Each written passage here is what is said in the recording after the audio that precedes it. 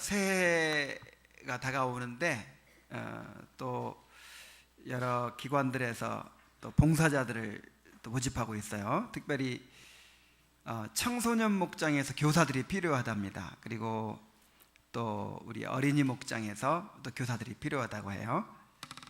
기회입니다. 특권입니다. 그래서 우리 교회를 위해서 또 어린 영혼들을 위해서 봉사하실 분들은 자리가 또 차버리기 전에 빨리 신청해 주시기 바랍니다. 아멘을 아무도 안 하시네. 자, 그럼 우리 말씀 다 같이 보시도록 하겠습니다.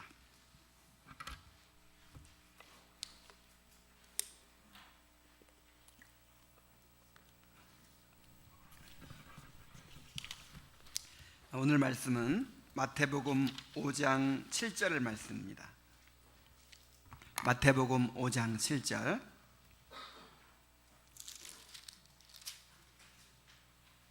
우리 한 목소리로 한번 읽어보겠습니다. 시작. 긍휼히 여기는 자는 복이 있나니 그들이 긍휼히 여김을 받을 것이며. 아멘. 이제 팔복 시리즈, 이게 지금 몇 번째 복입니까? 다섯 번째 복이죠. 다섯 번째. 자, 다시 한번 여쭤보겠습니다. 이 팔복이 무슨 말씀이라 그랬어요? 구원받은 하나님의 나라 백성들의 모습이라 그랬죠. 구원받으면 우리가 하나님 나라에 들어가는 것입니다. 천국이 시작되는 거예요. 천국이라는 게 뭐라 그랬어요? 하나님의 통치하심이라 그랬죠. 그래서 이제 구원받으면 나는 이 땅에 살지만 누구의 통치를 받아요? 하나님의 다스리심을 받고 하나님의 통치를 받고 산다 이 말이에요. 그래서 구원받고 천국 백성이 된 사람, 하나님의 통치를 받고 살아가는 사람들의 그 특징, 그 모습을 묘사해 준 말씀이 팔복의 말씀이라 그랬죠. 근데 또 한 가지, 그 하나님의 통치를 받고 살아가는 하나님 나라 백성들의 행복이 뭔가, 그 축복이 뭔가를 보여준 것이 바로 또 팔복이라 그랬죠. 그래서 기독교 신앙이 무엇인지, 정말 기독교 신앙이라고 하는 그 신앙의 모습이, 참모습이 무엇인지를 이 팔복을 통해서 보여주고 계신 거예요. 이 모습을 통해서 내 신앙을 점검하고 또 내가 어떤 모습이 되어야겠다, 이렇게 목표로 삼을 수 있는 것입니다. 자, 다섯 번째 복이 뭐냐면은 긍휼히 여기는 자의 복이에요. 긍휼히 여기는 자는 행복하다 그랬어요. 그러니까 하나님 나라의 백성의 특징이 뭐라고요? 긍휼히 여기는 자고, 그 긍휼이 있기 때문에 하나님 나라의 백성들은 행복할 수밖에 없다 하는 거예요. 자, 긍휼이라는 말을 우리가 많이 이렇게 교회에 오면 하는데, 긍휼, 이렇게 사회에서는 별로 안 쓰는 말이죠. 한자로 하면은 불쌍히 여길 긍, 그 다음에 구휼한다는 말은 이제 불쌍한 사람들 구제한다 할 때 구휼이라고 하거든요. 그래서 이 한문이 잘 번역된 말이에요. 불쌍히 여기고 이렇게 도와주는 거, 그거를 이제 긍휼이라고 하죠. 원문으로 한번 보면은 헬라어로는 엘레오스라고 합니다. 엘레오스, 자비 혹은 불쌍히 여김의 뜻인데, 고통에 빠진 사람을 불쌍히 여기고 그 고통에서 벗어나도록 도와주고자 하는 것, 이게 긍휼이에요. 근데 이 긍휼이 어떤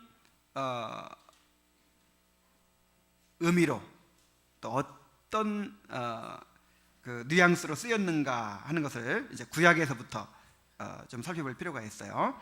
이 구약에서는 이 긍휼이라는 말이 히브리어로 라함 또는 헤세드라는 단어로 쓰였는데, 이 라함이라는 말은 내장, 자궁, 그런 뜻이에요.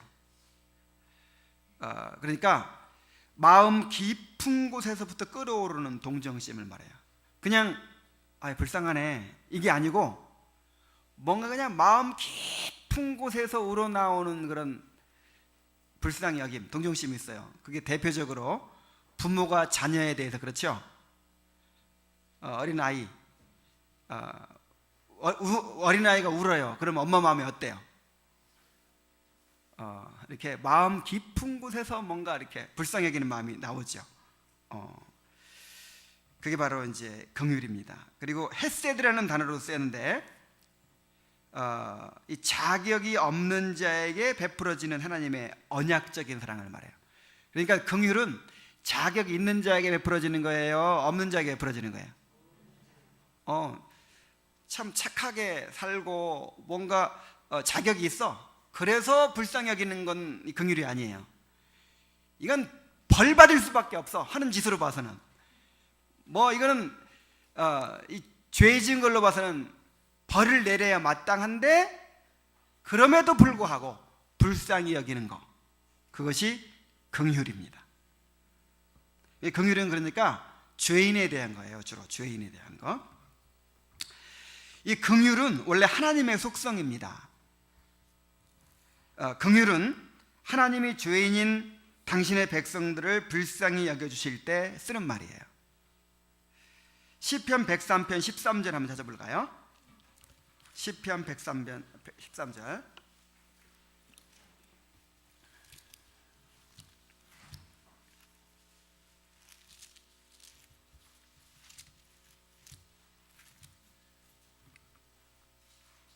자, 13절 말씀. 시편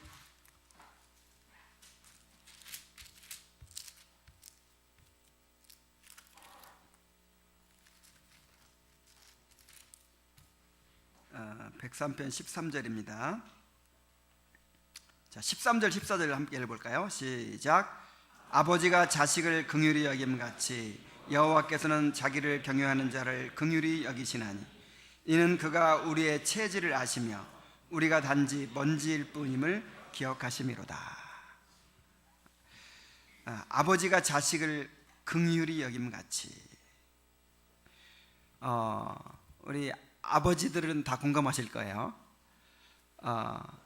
저도 우리 딸을 낳고 이 말씀을 깨달았어요. 이게 무슨 의미인지. 아직 총각들은 몰라요. 우리 아이가 이렇게 울잖아요. 그러면 그렇게 불쌍해요. 아니, 안 울어도 그냥 이렇게 모습 자체가 불쌍해. 그리고 이 불쌍히 여기도록 그렇게 만드는 것 같아요. 이렇게 아빠도 그냥 아빠 이렇게 부르면 될 텐데 아빠 이렇게 부르면 지금도 전화하면 그래. 이렇게 뭔가 이제 이렇게 도움 청할 일이 있는 거죠. 그래서 아빠는요, 이 자녀에 대해서 이 불쌍히 여기는 마음이 있어요. 있죠? 그것처럼 하나님께서 우리를 불쌍히 여기시는 줄로 믿습니다. 우리의 체질을 아신다 그랬어요. 우리가 진토일 뿐임을, 먼지일 뿐임을 기억하시기 때문에 우리가 하나님을 위해서 하나님을 기쁘시게 할 만한 아무 것이 없어도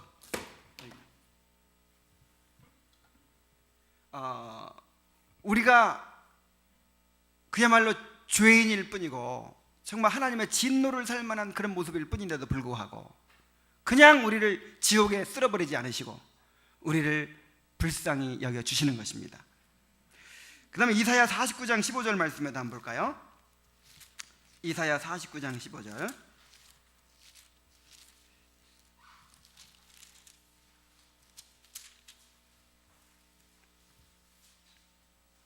이 말씀도 함께 읽어보겠습니다. 시작. 여인이 어찌 그 젖 먹는 자식을 잊겠으며 자기 태에 사는 아들을 긍휼히 여기지 않겠느냐. 그들은 혹시 잊을지라도 나는 너를 잊지 아니할 것이라. 아버지도 자식을 불쌍히 여기거든요. 근데 아버지가 자식을 불쌍히 여기는 것과 엄마가 자식을 불쌍히 여기는 것과는 비교할 수 없다는 거예요. 왜 비교할 수 없을까요? 엄마는요 10달 동안 뱃속에 담고 다녔어요. 그리고 해산의 수고를 통해서 낳았어요. 그래서 여자들한테는 이 본성적으로 이 모성애라는 게 있습니다. 모성애. 그럼 부성애도 있지 않냐? 부성에는 없대요. 이 모성애, 부성애 비교가 안 되는 거예요.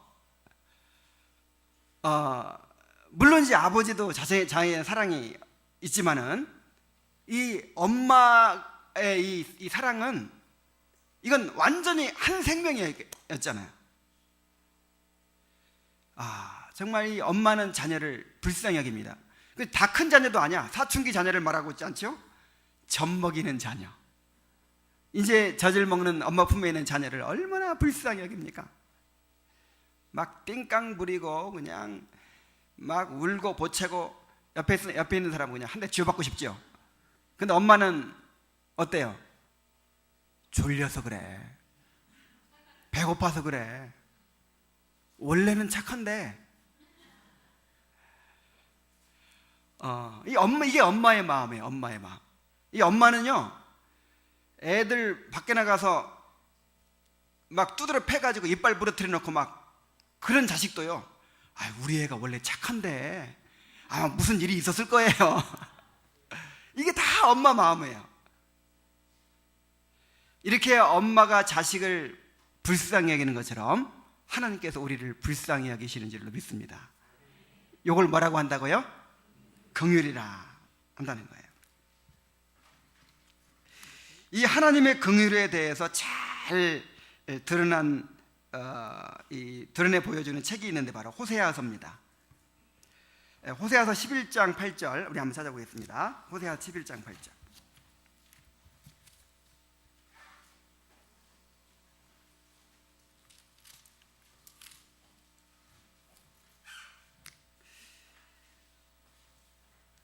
우리 함께 읽어보겠습니다.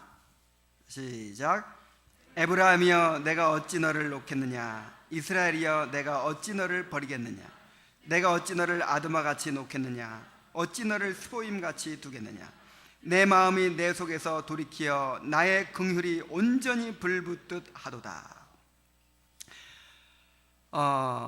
지금 이스라엘 백성들의 상태는 우상을 숭배하고 하나님을 거역하고 정말 진노를 받아야 마땅할 그런 상태입니다. 이제 이 상태를 보여주기 위해서 호세아에게 누구하고 결혼하라고 했죠? 이 음란한 여인 고멜과 결혼하도록 했어요. 그래서 이제 고멜과 결혼을 했는데 살다가 다른 남자가 눈이 맞아가지고 나가버렸죠. 이게 얼마나 참 이 고통스러운 일이에요. 그래 눈이 맞아가 나갔는데 이 불륜은 사랑이 아닙니다. 절대 사랑이 될 수가 없어요. 이 남자가 이용할 대로 다 이용해 먹고 고멜을 노예 시장에 팔아버린 거예요. 그래가지고 노예 시장에 뻘거벗은 상태로 이렇게 이제 가격 붙여가지고 이렇게 팔리고 있는 거예요. 근데 하나님께서 말씀하십니다. 불쌍하지 않냐? 가서 데려와라. 왜 그런 명령을 하셨냐면은 여기 호세아 3장 1절에 보세요. 3장 1절.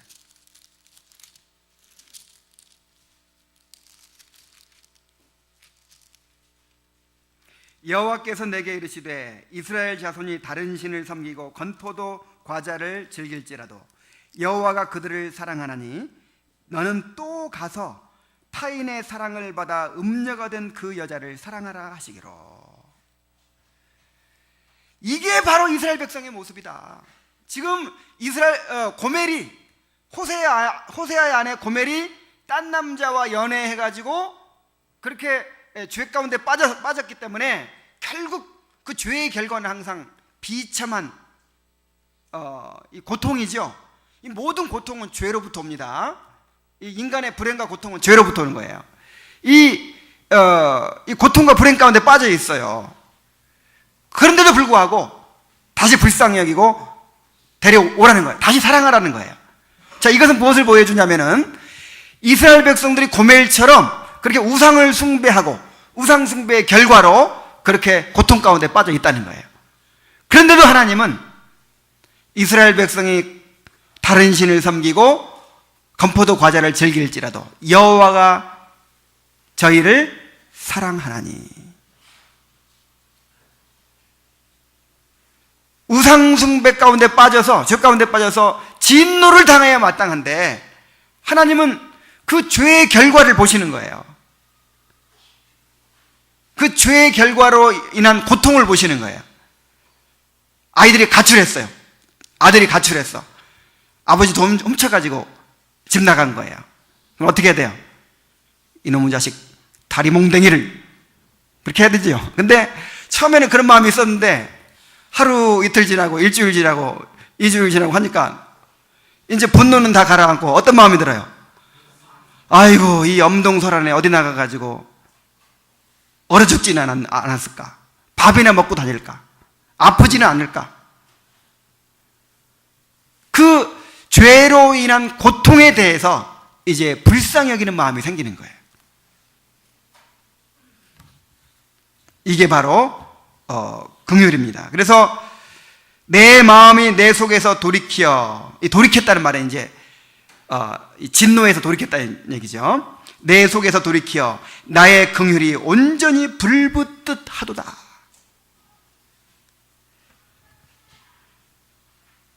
그래서 이 은혜가 죄에 대한 것이라면 긍휼은 죄의 비참한 결과에 대한 것입니다. 이렇게 하나님께서 그 죄의 결과로 고통당하고 있는 이 당신의 백성들을 불쌍히 여기신다 하는 거예요. 그래서 긍휼은 원래 누가 가지고 계신 거다? 하나님의 성품이에요. 하나님의 성품.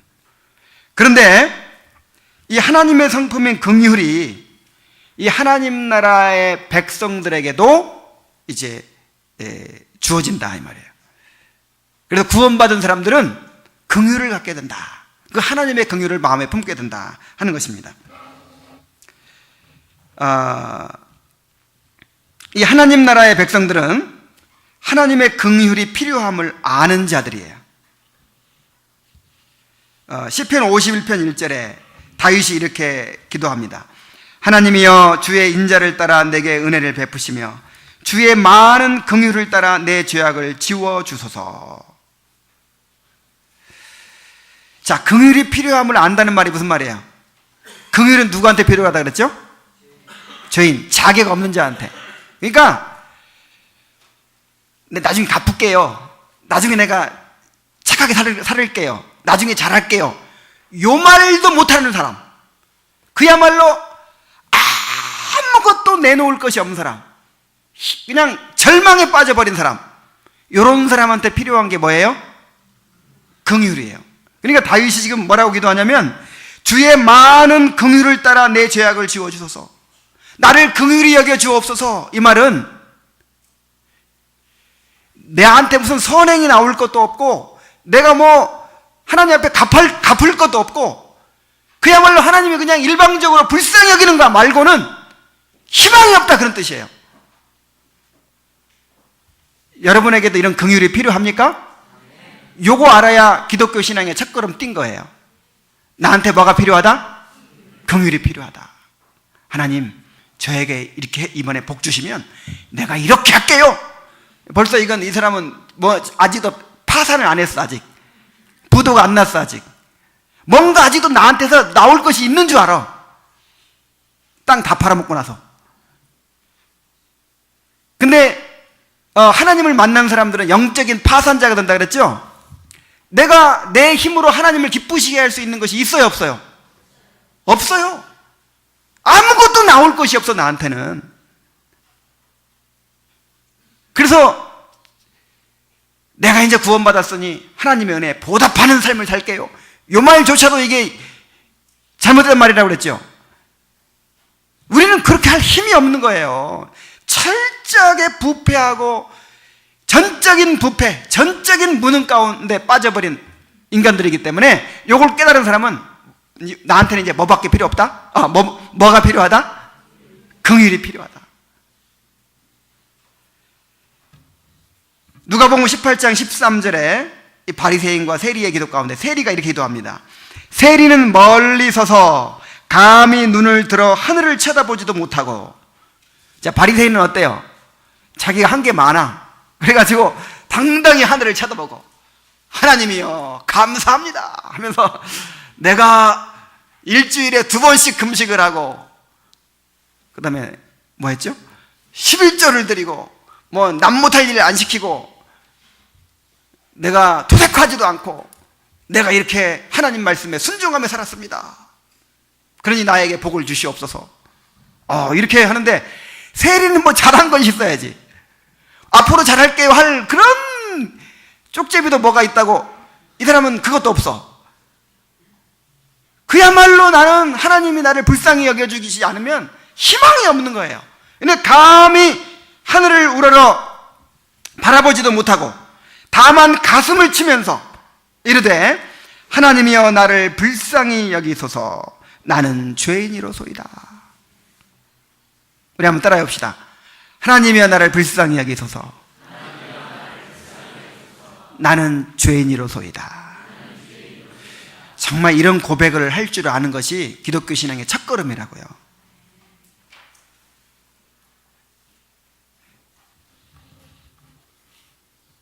나를 알기 때문에, 내가 얼마나 철저한 죄인인가를 알기 때문에, 죄인의 괴수라는 걸 알기 때문에 나한테는 뭐가 필요하다? 긍휼이 필요하다. 그런 사람한테만 긍휼이 베풀어지는 거예요. 아직 파산을 안 했어. 파산 신청을 안 했어. 근데 그 사람 구제해 주면 되겠어요? 안 되겠어요? 안 되죠. 네 힘으로 한번 최소한 해봐. 그래서 하나님께서는 우리에게 긍휼과 은혜를 마음껏 베풀어주고자 하시지만은 아직도 자기 의가 있는 거예요. 자기 의. 아직도 파산을 안 했어. 아직도 나한테 긍휼이 필요한, 내가 긍휼이 필요하다는 사실을 몰라. 그런 사람은 긍휼을 경험할 수가 없어요. 그래서 하나님 나라의 백성들은 하나님의 긍휼이 필요함을 아는 사람들이다 하는 거예요.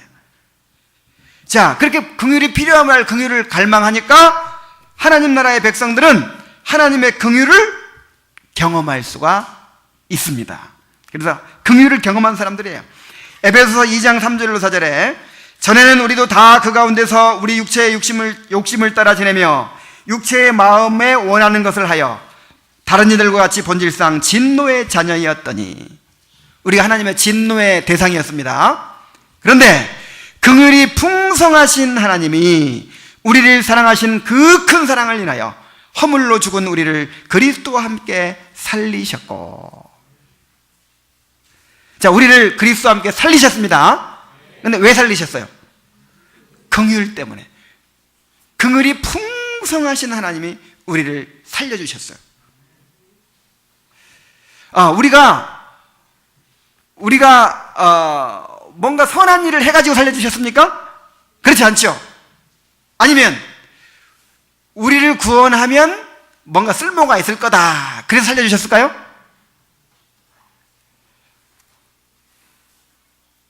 아니면 내가 선택을 잘하고 내가 믿었기 때문에 살려주신 건가요? 우리 지난번에 구원의 파노라마 할 때 배웠죠? 중생이 먼저예요? 회심이 먼저예요? 중생이 먼저라 그랬죠. 중생이 일단 살려놓으니까 영적 감각이 살아야 회개도 할 수 있고 믿을 수도 있다 이 말이에요. 우리는 철저하게 부패한 죄인이기 때문에 완전 영적인 시체와 같아요. 시체. 그래서 우리 스스로는 믿을 수조차 없는 거예요. 우리 스스로는 회개할 수조차 없는 거예요. 회개의 선물을 주셔야 됩니다. 영적 감각이 일단 살아나야 돼. 그래야 이제 믿을 수도 있고 회개할 수도 있는 거예요. 그래서 내가 믿었기 때문에 구원받았다가 아니라 하나님의 긍휼 때문에 구원받은 거예요. 다시 말해서 그리스도인들은 1만 달란트의 빚을 탕감받은 사람들이에요. 1만 달란트. 한 달란트가 6천 데나리온. 한 데나리온이 하루 품삯이에요. 그러니까 1만 달란트면 도대체 얼마예요? 그러니까 1만 달란트면 정확한 액수가 중요한 게 아니고 인간의 힘으로 도저히 갚을 수 없는 빚이라, 그런 뜻이에요. 우리의 노력과 우리의 선행으로 도저히 갚을 수 없는 엄청난 빚을 하나님께서 우리를 불쌍히 여기심으로 탕감해 주신 줄로 믿습니다. 그래서 나는 하나님의 긍휼이 아니면 희망이 없는 사람이다, 이런 걸 깨달았고, 그 다음에 하나님의 긍휼이 여기심을 경험했고, 자, 이러다 보니까 하나님 나라의 백성들은 이제 그 하나님의 긍휼을 이제 마음에 품을 수 있게 된 거예요. 그래서 하나님 나라의 백성들은 긍휼히 여기는 자들이 됐습니다. 골로새서 3장 12절 말씀 보겠어요. 골로새서 3장 12절.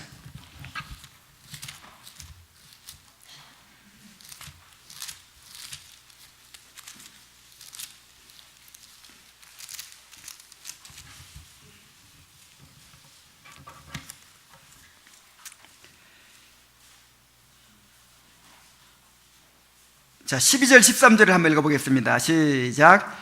그러므로 너희는 하나님이 택하사 거룩하고 사랑받는 자처럼 긍휼과 자비와 겸손과 온유와 오래 참음을 옷 입고, 누가 누구에게 불만이 있거든 서로 용납하여 피차 용서하되 주께서 너희를 용서하신 것 같이 너희도 그리하라. 자, 여기 보세요. 그러므로 너희는 하나님의 택하사 거룩하고 사랑받는 자처럼 긍휼과 자비와 겸손과 온유와 오래 참음을 옷 입어라. 긍휼의 옷을 입어라 그랬죠? 이 긍휼을 옷 입으라, 이 말은, 이 옷은 우리의 이 성품을 드러내는 거예요. 이 구원받은 사람들은, 이 하나님 나라의 백성들은 입는 옷이 뭐예요? 긍휼의 옷이야, 자비의 옷이야, 겸손의 옷이고 오래 참음의 옷이에요. 그래서, 그러니까 다른 말로 하면 특징이 그렇다, 이 말. 특징이, 우리 그리스도인의 특징이 긍휼이 되어야 할 줄로 믿습니다. 내 성품의 특징이 뭐가 된다고요? 긍휼. 그걸 옷 입어, 심지어 옷 입으라 그랬어. 옷. 그냥 우리를 딱 대하면 벌써 뭐가 느껴져요? 긍휼이 딱 느껴지는 거예요. 이 사람에 긍휼이 있네. 에베소 4장 32절 말씀 한 구절 더 보겠습니다. 에베소 4장 32절.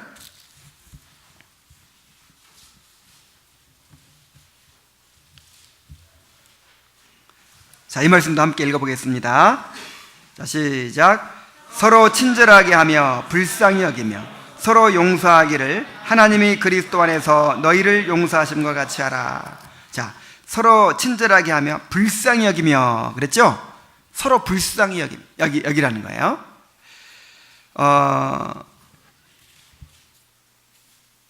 이 교회는 긍휼히 여김 받은 사람들만 모인 곳이에요. 그렇죠? 하나님의 긍휼을 경험한 사람들이 모인 곳이에요. 용서받은 사람들이 모인 곳이에요. 교회에 의인들 모인 거 아닙니다. 자신을 한번 생각해 보세요. 의인인가? 자, 교회는 죄인들이 모였죠? 상처 입은 사람들이 모이고, 하여간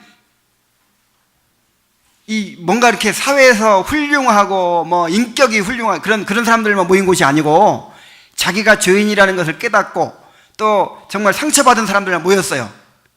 자, 그런데 이런 죄인들이 모인 이 공동체가 어떻게 그리스도를 드러낼 수 있겠어요?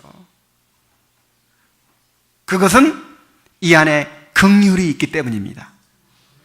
하나님의 긍휼이 있기 때문이에요.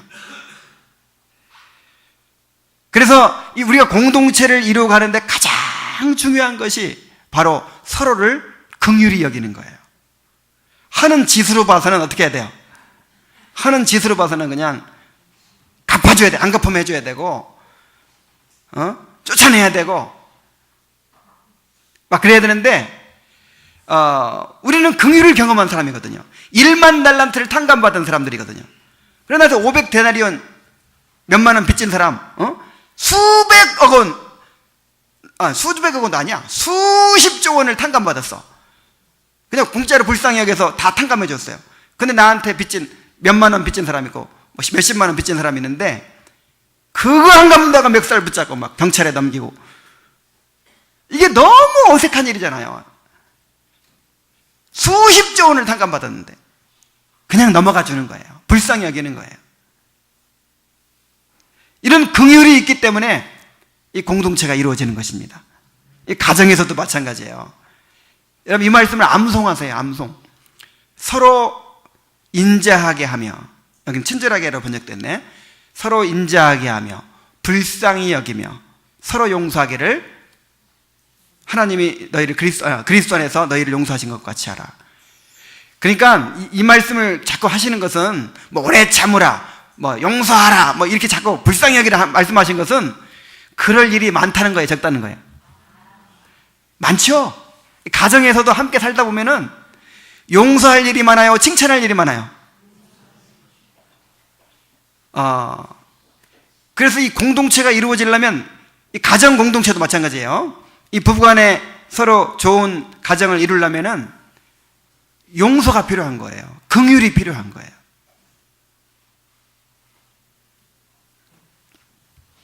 서로 불쌍히 여기시기 바랍니다. 이렇게 하는 짓을 봐서는 밉잖아요. 하는 짓을 봐서는 밉죠?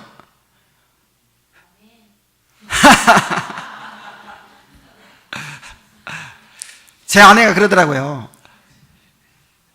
나를 볼 때 어쩔 때는 미워가지고 밥 먹고 앉아있는 뒷꼭지만 봐도 그렇게 밉대요.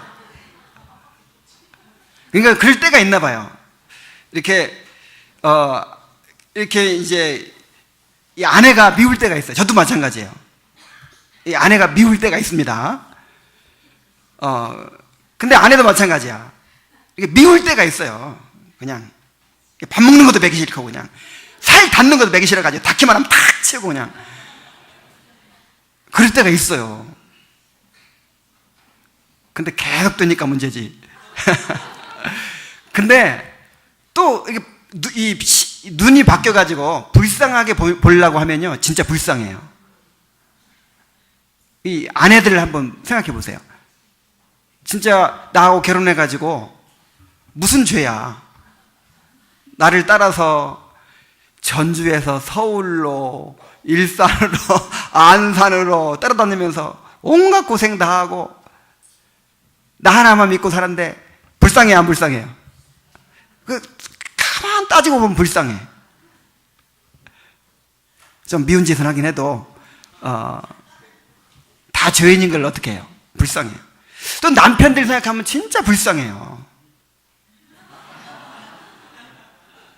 정말 얼마나 그 가장의 그 책임감이 무겁겠어요. 이 앞날이 얼마나 불투명합니까? 얼마나 두렵습니까? 이 거친 세상에 나가가지고 새벽부터 밤중까지 정말 자식들을 위해서 여우 같은 마누라와 토끼 같은 자식들을 위해서 그거 아니면 뭐 그렇게 어렵게 일하려고 하겠어요. 좀 부족해도 불쌍히 여겨야 될 줄로 믿습니다. 그래서 바깥에 나가서 맨날 깨지고 그냥 맨날 그냥 아쉬운 소리하고 당하고 그럼 집에 와서라도 좀 이렇게 왕 대접 받아야지. 불쌍히 여기시기 바랍니다. 그래서 이제 이렇게 좋은 부부들은 보면은 서로 불쌍히 여기는 마음이 있어요. 이렇게 안쓰럽게 여기는 마음이 있어요. 근데 안 되는 부부들은 보면요 어쩌면 그렇게 꼬장꼬장 따지는지 네가 이렇게 했으니까 나도 이렇게 한다고 아이고 정말 빡빡하게 그렇게 굴어요. 안 돼. 그렇게 해가지고는 이 시각이 바뀌어야 돼요. 긍휼의 시각을 가져야 돼요. 우리 공동체 안에서도 정말 긍휼을 경험했다면 긍휼의 시각으로 서로를 바라봐야 될 줄로 믿습니다. 그냥 겉으로서는 행동만 보지 말고 이렇게 꼭 미운 짓 하는 사람 있죠? 말도 그냥 곱게 하면 좋은데 그냥 띡띡 이렇게 막 거칠게 하고 막 듣기 싫게 하고 막 이런 사람이 있어요. 근데 그런 사람은 겉으로 나타난 행동을 도덕적 판단 잣대로 재면 벌 받아야죠. 근데 그 사람의 왜 그렇게 하는지 그걸 이해하고 들어가면 이 상처가 많은 사람들이 또 그래요. 속에 상처가 많고 마음에 평안이 없고 두려움이 많고 그럴수록 그렇게 꼭 미운 짓을 해요. 그래서 내가 이 역설을 깨달았는데 정말 사랑이 필요한 사람이 제일 사랑하기 어려워요. 사랑이 충분해가지고 남아 돌아가는 사람들은 얼마나 사랑스럽게 행동하는지 다 그런 건 아니고 주로 그렇더라고요. 그래서 정말 긍휼히 여겨라 할 때 진짜 긍휼이 필요하기 때문에 긍휼히 여기라고 하는 것입니다. 이제는 혼내보기도 하고 권면해보기도 하고 그 다음에 가르쳐보기도 하고 별짓 다 해보고 최후 수단이 뭐냐? 긍휼이에요. 긍휼. 우리의 긍휼이 필요하다는 것은 그만큼 부족하다는 뜻이에요. 우리가 그만큼 죄가 많다는 뜻이고 약점과 단점들이 많다는 뜻이에요.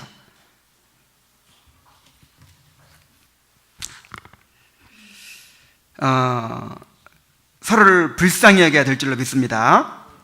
자, 그런데 이렇게 긍휼히 여기는 자는 행복하다는 거예요.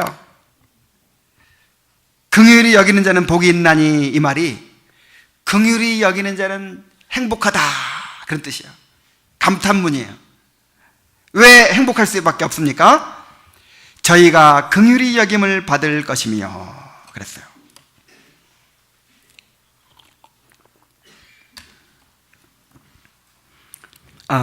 긍휼히 여기는 자는 복이 있나니 저희가 긍휼히 여김을 받을 것이며, 이 말씀은 우리가 다른 사람을 긍휼히 여기면 그 긍휼히 여기는 것을 조건으로 해가지고 하나님도 나를 긍휼히 여겨주신다 그런 뜻이 아니고,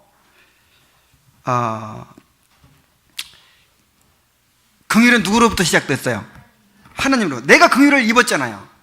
내가 먼저 긍휼을 입었으니까, 그리고 하나님의 통치를 받아서 이 하나님으로부터 긍휼이 나오죠. 그 긍휼을 다른 사람에게 드러낼 때, 하나님으로부터 흘러나오는 긍휼을 다른 사람한테 퍼줄 때 우물을 막 퍼내면 또 어떻게 돼요? 솟아납니다. 그 우물을요 쓰면 쓸수록 물이 더 막 나오게 돼 있대요. 우물을 막 퍼내잖아요. 그러면 이 물줄기가 있잖아요. 뭐라 그래요? 그 지하수 수맥이 있잖아요. 그것이 더 이렇게 더 열려진대요. 근데 그를 안 쓰고 가만 덮어두면요 어떤 우물들은 말라버린대요. 그래서 하나님께서 우리에게 베풀으신 긍휼을 우리가 퍼내면 퍼낼수록 하나님께로부터 긍휼이 계속 흘러들어온다 이 말이에요. 바로 그런 뜻입니다. 시편 18편 25절에 자비한 자에게는 주의 자비하심을 나타내시며 완전한 자에게는 주의 완전함을 보이신다 그랬어요. 그러니까 내가 자비하게 대할 때 주님의 자비하심을 더 많이 경험하게 된다. 야고보서 2장 13절에 긍휼을 행하지 아니하는 자에게는 긍휼 없는 심판이 있으리라 그랬어요. 너희가 땅에서도 매면 어디서 매인다? 하늘에서 매인다. 그러니까 우리가 다른 사람과의 관계에서 그냥 긍휼의 관을 딱 막아버려요. 그러면 이 관만 막힌 줄 알았더니 여기를 막아버리니까 어디까지 막혀요? 하나님께로부터는 긍휼의 관이 막혀버려. 그래서 예수님께서 여러 차례 그런 말씀하셨죠. 너희가 중심으로 형제를 용서하지 아니하면 하늘에 계신 너희 아버지께서 너희를 용서하지 아니하시리라 그랬어요. 근데 이 말씀도 마찬가지라 이 말이에요. 이 말씀도 왜 이런 명령을 하셨냐면은 그 용서가 어디서부터 시작됐어요? 너희 용서받지 않았냐? 끊임없이 너는 지금 용서받고 있지 않냐? 그 용서를 좀 이렇게 흘러넘치게 해라 다른 사람에게. 그러면 더 풍성한 용서가 너에게도 계속 넘치게 될 것이다. 그럼 내가 다른 사람을 용서하지 않는 거예요. 내가 다른 사람을 용서하지 않는다는 것은 하나님이 나를 용서하시고 베푸신 은혜를 부정하는 것이 돼요. 이게 죄인 거예요. 이게 1만 달란트 탕감 받았으면 그 증거가 나타나야지. 복권 당첨됐으면 어떻게 해야 돼요? 평소에는 짜린고비처럼 했어도 돈이 많이 생겼으니까 어떻게 해요? 막 쓰잖아요. 뭐 어떤 사람은 막 당첨되고 나서 1억짜리 잔치를 벌렸대요. 그런데 1만 달란트 탕감 받았다는 사람이 10원 한 푼 안 쓰려고 그래. 그럼 그 사람 보고 누가 1만 달란트 받았다고 말할 수 있겠냐 이 말이에요.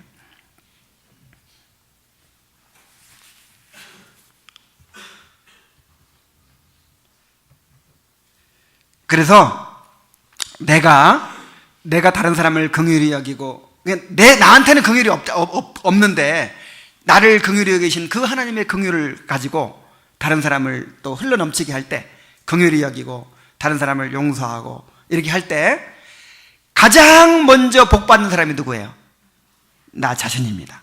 하나님께로부터 자비한 자에게는 자비하심을 드러내 보여주신다. 긍휼히 여기는 자에게는 긍휼을 경험케 하신다. 용서하는 자에게는 용서를 경험케 하시는 거예요. 그게 하나님의 사랑이 내 안에 흘러 들어오는 거예요. 그래서 틀림없어요. 이 말씀대로 긍휼히 여기는 자는요 긍휼을 누리고 살아요. 맞습니까?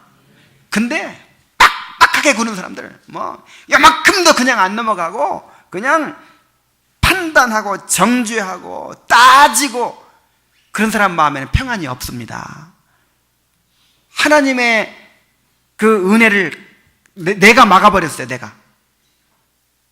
내가 막고 있기 때문에 하나님은 긍휼히 여기시는데도 불구하고 아무리 햇빛이 밝게 쬐고 있어도 굴 속에 들어가 앉아가지고 있으면 햇빛이 쬐을 수 있어요? 없어요?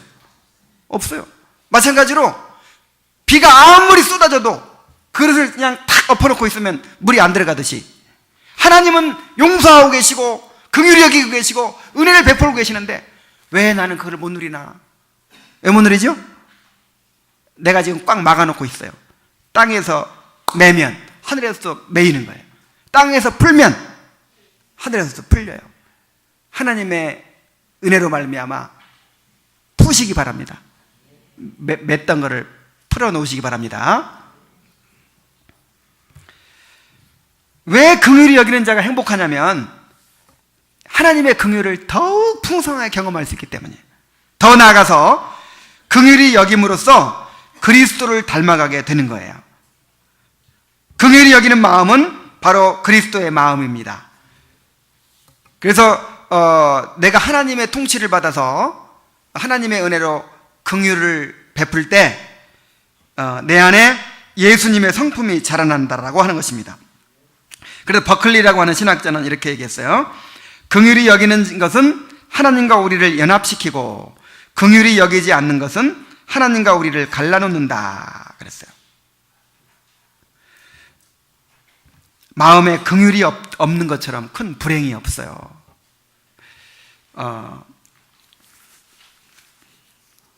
이 팔복은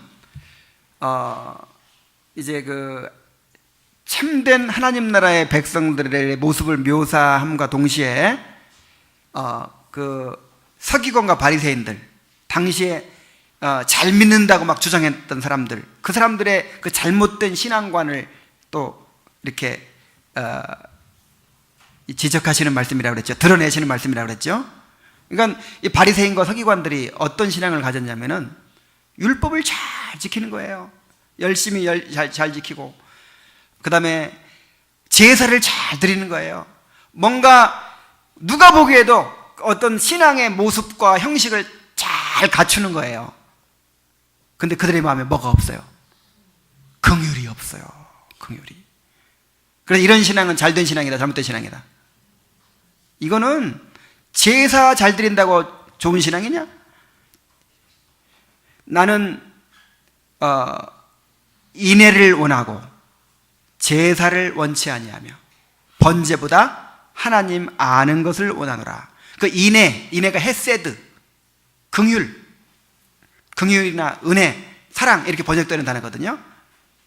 그 나는 인애를 원하고 할 때 그 인애가 바로 다른 사람에게 긍휼을 베풀라 그 뜻이에요.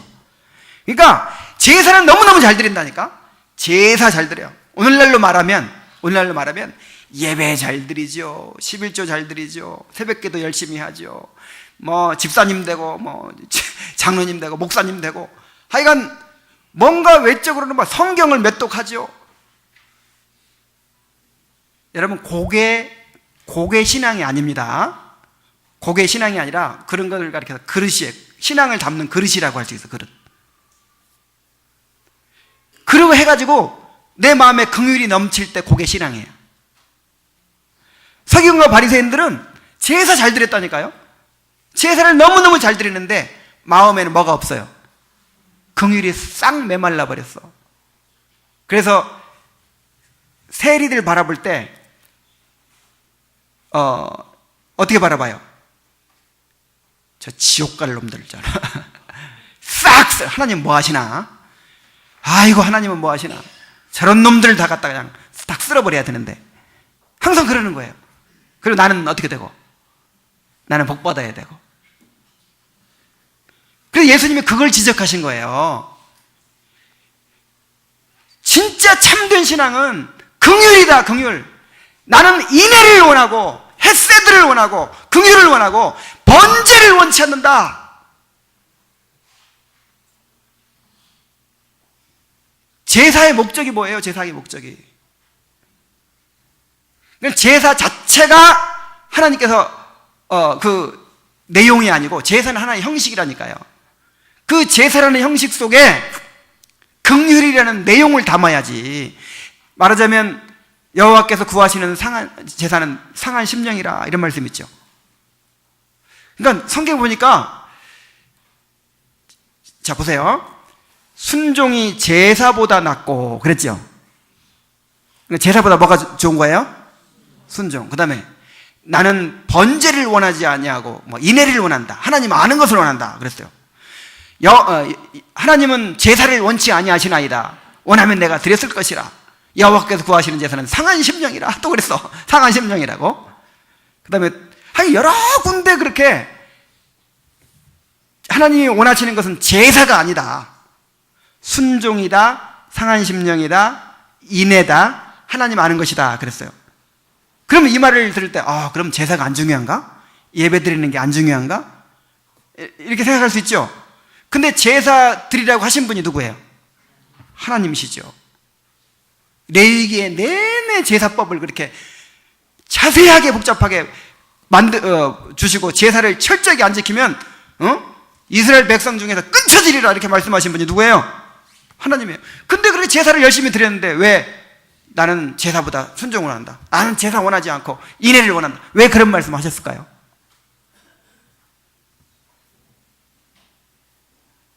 제사의 목적이 순종이다. 제사가 지향하는 목적이, 내가 제사 드리라고 한 목적이 바로 상한 심령이다. 내가 제사 드리라고 한 목적이 바로 내가 그 양 태워서 드리는 거, 내가 그 냄새에 맞겠냐, 내가 그거 좋아하겠냐. 그렇게 하라고 한 것은 그 과정을 통해서 회개하기를 바라는 것이고, 또, 나를 하나님의 통치에 굴복시키기를 바라는 것이고, 하나님의 긍휼을 깨닫고 그거를 흘려보내기를 바라시는 것이고, 또 순종하기를 바라시는 것이고, 요게 제사의 내용인 줄로 믿습니다. 이건 정말 중요한 원리예요. 중요한 원리.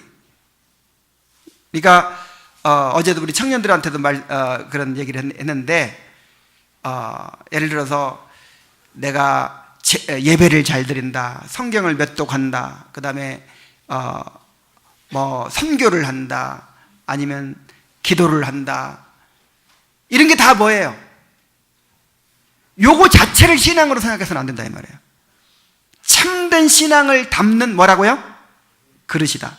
그냥 그릇조차 없으면 되겠어요, 안 되겠어요? 안 되겠죠. 근데 그릇이 많다고 해서 그거 자체를 신앙이 좋다고 할 수도 있어, 없어요? 서기관과 바리새인들이 보여주잖아요. 그릇은 너무너무 잘 준비해서 1년에 한 번도 안 빼놓고 새벽기도를 다녀. 그래 1년도 한 번도 안 빼놓고 새벽기도 다니면 무조건 신앙 좋은 거예요? 그 기도 내용이 뭔지가 중요하고, 그 기도를 통해서 나를 굴복시켰느냐가 중요하고, 그 기도를 통해서 하나님의 긍휼을 경험하고 긍휼을 흘려보내느냐가 중요하고, 순종하느냐가 중요하고, 그게 바로 신앙이라 이 말이에요. 그게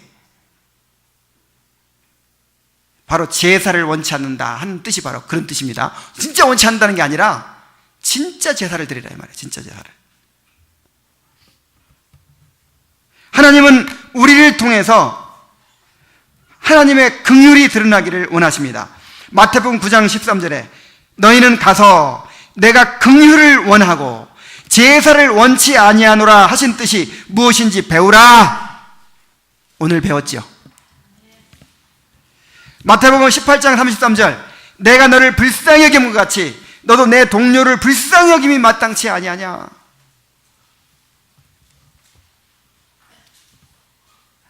여러분 지금 마음 가운데 긍휼이 있습니까? 그러니까 다른 사람들을 바라볼 때 그 죄가 보입니까? 아니면 그 죄로 인한 고통이 보입니까? 정죄하는 마음이 앞섭니까? 긍휼히 여기는 마음이 앞섭니까?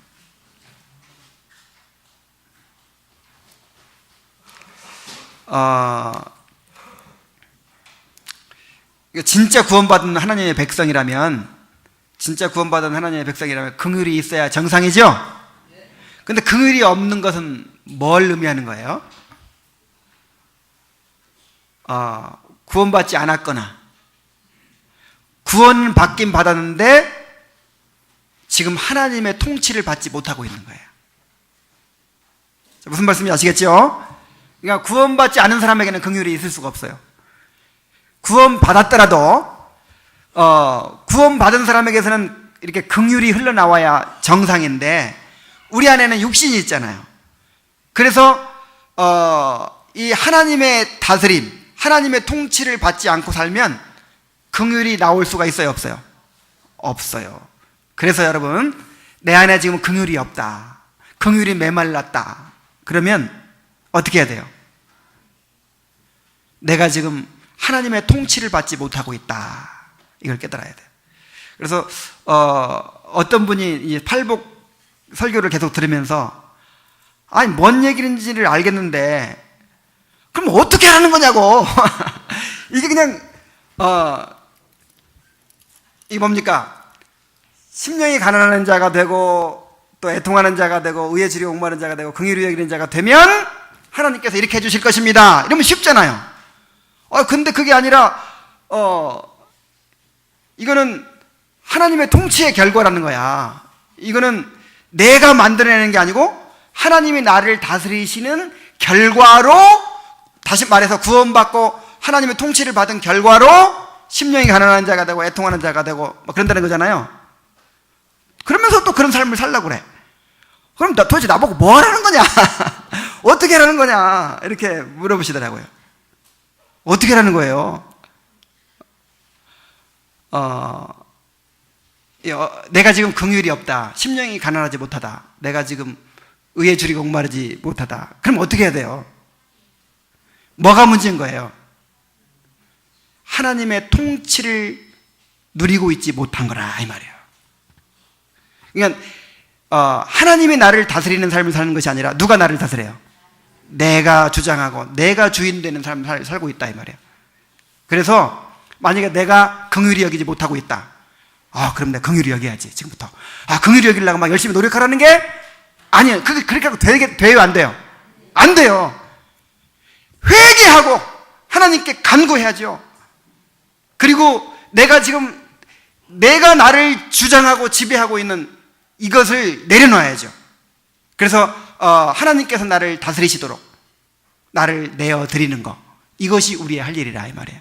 그러면 하나님께서 나를 다스리시게 되면 그 다스림의 결과로 긍휼이 나오는 거예요. 그걸 가리켜서 성령 충만이라 그럽니다. 내가 나를 다스리지 않고 하나님께 나를 다스리시는 거. 그래서 그걸 또 다른 말로 먼저 그의 나라와 그의 의를 구하라 그러죠. 그의 나라가 뭐라고 그랬어요? 하나님의 통치하심. 그의 의는 하나님과의 올바른 관계. 그래서 우리가 또 나라의 임하옵시며, 우리는 날마다 하나님께서 나를 다스려 주시기를 그렇게 구하고 찾고 두드려야 되는 것입니다. 그것을 위해서 예배드리러 온 거예요. 그것을 위해서. 오늘 예배 왜 왔냐면은 이 예배를 통해서 나를 내려놓고 다시 한번 하나님의 통치를 받아들이기 위해서 오늘 예배하러 왔습니다. 그래서 오늘 완전히 자기를 굴복시키고 하나님을 다시 중심에 모시고 하나님의 통치를 회복하시기 바랍니다. 그러면 이제 하나님이 다스리시니까 그 결과로 긍휼이 나오는 거예요. 긍휼이 여기는 자로 삶으로 이 긍휼이 여김을 받는 그런 행복을 누리게 되시기 바랍니다. 우리 기도하겠습니다. 우리 통성으로 한번 기도할까요? 하나님 아버지, 나한테서는 긍휼이 없습니다. 내 안에는 긍휼이 없습니다. 오직 하나님의 통치를 누릴 때에만, 하나님이 나를 다스리실 때에만 내가 하나님 나라의 백성으로서 긍휼을 행할 수 있습니다. 나를 다스려 주시옵소서. 그래서 긍휼히 여기는 자가 되게 해 주시옵소서. 부르짖어 기도하겠습니다.